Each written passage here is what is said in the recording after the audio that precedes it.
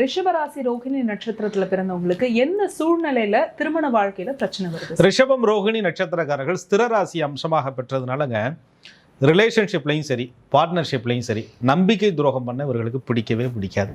நம்பிக்கை துரோகத்தை விரும்பாத ஒரு நட்சத்திரம் தான் ரோகிணி நட்சத்திரம். நம்பிக்கை துரோகம் பண்ண தெரியாத ஒரு நட்சத்திரம் தான் ரோகிணி நட்சத்திரம்.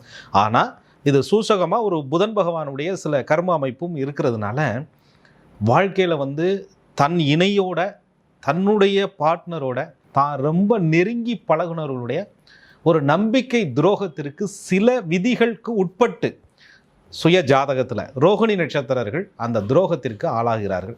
அதனால இவர்களுடைய திருமண வாழ்க்கை ரொம்ப ஒரு சோகமாக ரொம்ப கேள்விக்குறியாக ஒரு மாதிரியான ஒரு தடுமாற்றமாக விதிப்படி அமைந்து விடுகிறது. இதில் நல்ல சுப கிரகங்களுடைய தொடர்பு பார்வை இருப்பவர்கள் தப்பிச்சுக்கிறாங்க. சுய ஜாதகத்தில் பாவ கிரகங்களுடைய தொடர்பு பார்வை சேர்க்கை இருப்பவர்கள் அந்த வாழ்க்கையை விட்டு வெளியில் போவதற்கு ரொம்ப முயற்சிப்பாங்க.